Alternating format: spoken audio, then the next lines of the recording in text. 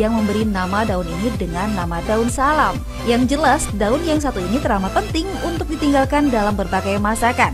Tidak akan lengkap masakan istimewa kita tanpa daun salam. Aromanya yang kuat membuat daun salam dimasukkan dalam kelompok bumbu dapur yang penting. Tapi siapa sangka loh, tanaman yang memiliki nama latin Syzygium polyanthum ini ternyata memiliki manfaat bagi kesehatan. Salah satunya daun salam dipercaya dapat menurunkan kolesterol. Wah, fakta atau mitos? Biar dijawab langsung oleh Dr. Wawai Muli, ahli farmakologi di segmen ini. Yuk kita simak. Fakta mitos pertama, katanya daun salam dapat digunakan sebagai obat anti nyeri alami. Wah, fakta atau mitos? Ini fakta. Kandungan zat aktif yang terkandung daun salam mengandung banyak zat yang bersifat anti-sitokin, anti-inflamasi, dan menghambat terbentuknya peradangan. Dalam hal ini menghambat pembentukan prostaglandin. Jadi, daun salam bisa digunakan sebagai analgetik untuk keadaan nyeri yang sifatnya ringan saja. Mau langsing? Jangan pusing. Memiliki tubuh ideal memang sudah menjadi keinginan setiap orang karena berat badan yang berlebih dapat mendatangkan beragam penyakit. Nah, tapi jangan hanya wacana. Merubah pola hidup dengan mengkonsumsi makanan sehat dan rutin berolahraga menjadi salah satu cara untuk menurunkan berat badan. Tapi Anda juga bisa loh mengkonsumsi ramuan tradisional seperti rebusan daun salam karena katanya ampuh menurunkan berat badan. Wah, fakta atau mitos? Wah, kalau yang ini mitos. Kita harus bisa membedakan antara menurunkan kadar lemak di dalam darah dengan menghancurkan lemak yang ada di dalam tubuh kita. Bagaimana kita menghancurkan lemak atau mengurangi timbunan lemak di dalam tubuh kita? Tentunya kita harus melakukan exercise atau aktivitas fisik yang seimbang. Kemudian jangan lupa, selain kita melakukan aktivitas fisik yang teratur, dalam hal ini olahraga yang baik, teratur dengan frekuensi 2-3 kali seminggu, kita juga harus melakukan diet yang seimbang. Artinya, tercukupi karbohidrat, lemak, protein, dan vitamin-vitamin. Sehingga metabolisme tubuh kita akan menjadi lancar. Dengan demikian, kalori yang dibentuk nanti diambil dari cadangan lemak. Mudah-mudahan hal tersebut membantu menurunkan berat badan kita.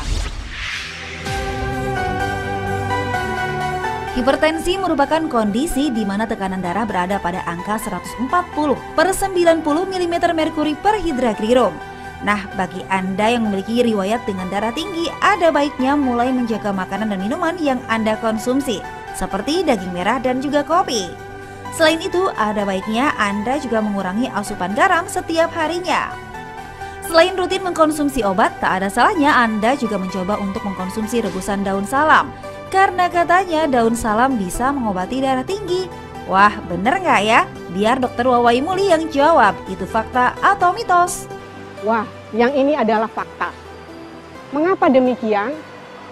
Kita tahu bahwa daun salam mengandung banyak kandungan zat aktif.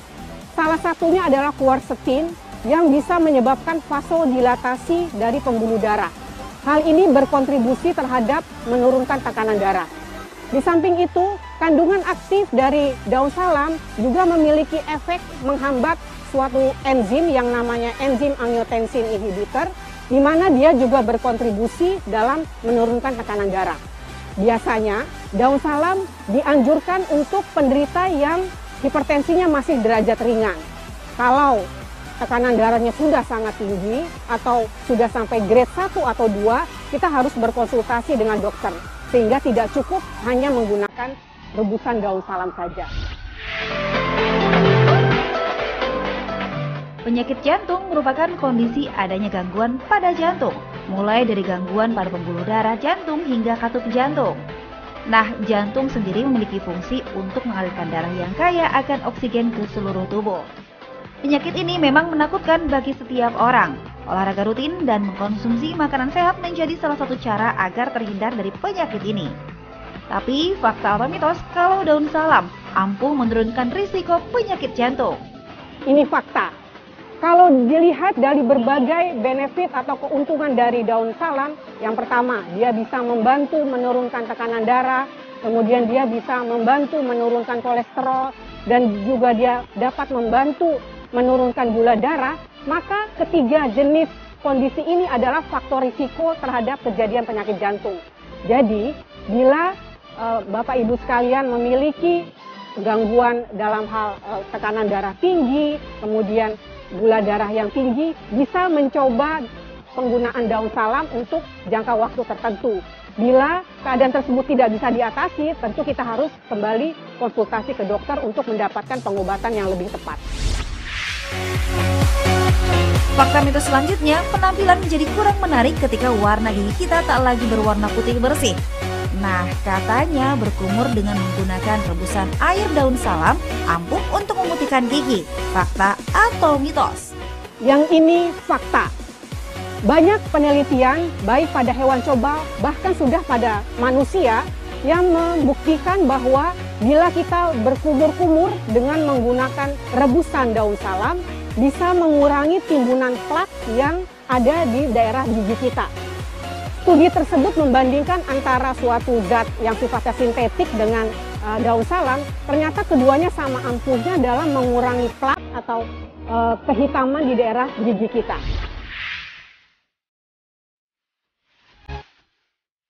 Memiliki riwayat keluarga dengan diabetes tentu mengharuskan Anda untuk menjaga asupan makanan yang dikonsumsi. Pola hidup yang tak sehat tentu akan membuat kadar gula dalam darah Anda meningkat. Nah, jika tak diobati dengan serius, diabetes juga dapat menyebabkan kematian. Tapi, benar nggak ya kalau daun salam bisa mencegah diabetes? Fakta atau mitos? Yang ini fakta. Mengapa demikian?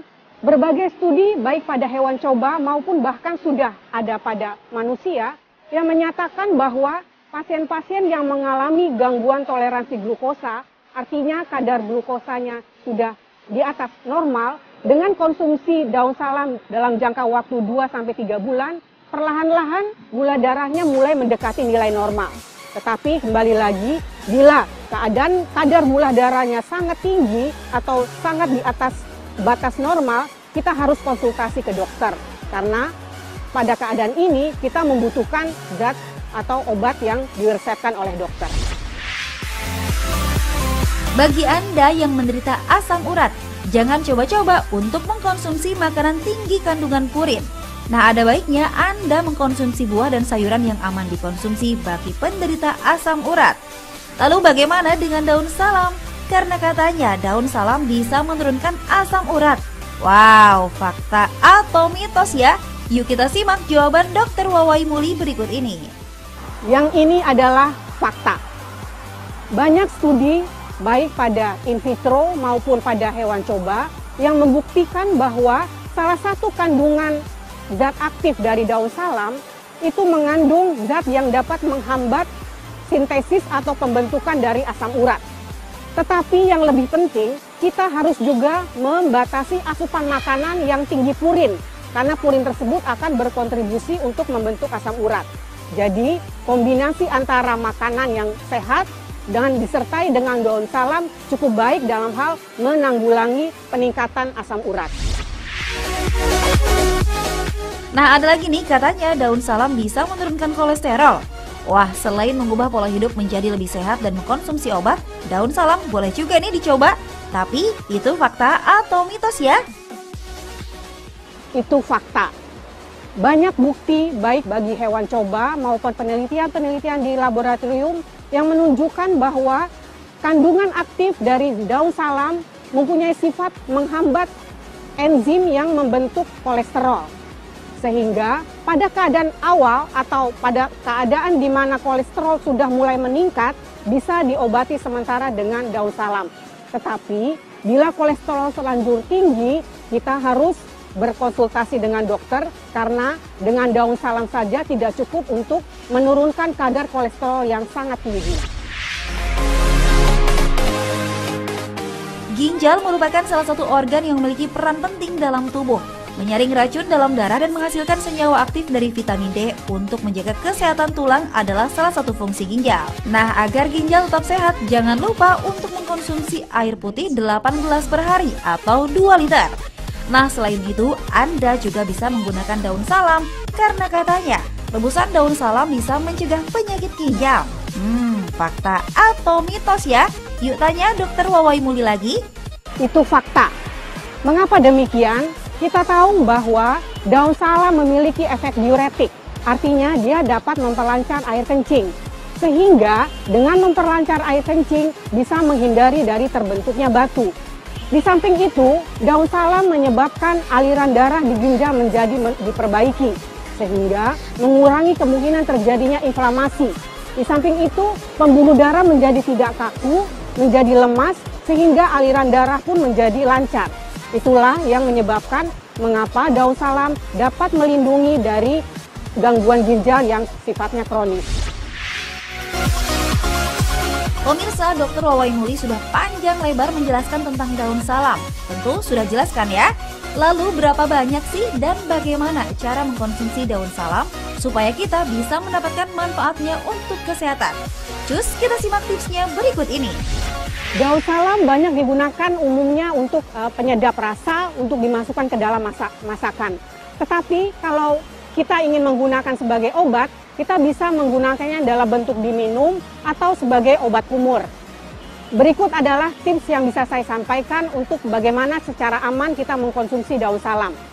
Kalau untuk tujuan pengobatan, Bapak Ibu bisa mengambil lebih kurang 5-6 helai daun salam yang tentunya sudah dicuci bersih, kemudian dimasukkan ke dalam lebih kurang 1 liter air dan direbus hingga mendidih. Setelah itu, sampai mendidih, disisakan lebih kurang air yang tersisa sekitar 1 gelas. Nah, 1 gelas daun rebusan air salam tersebut bisa diminum maksimum 1 atau 2 kali sehari. Itu untuk tujuan diminum. Tetapi bila untuk misalnya memutihkan gigi atau mencegah kekeruhan atau plak pada gigi, Bapak Ibu bisa melakukan kumur-kumur terhadap air daun salam tersebut. Yang perlu diperhatikan adalah rebusan daun salam tidak boleh dikonsumsi pada anak-anak di bawah usia 18 tahun dan pada ibu hamil atau yang sedang menyusui.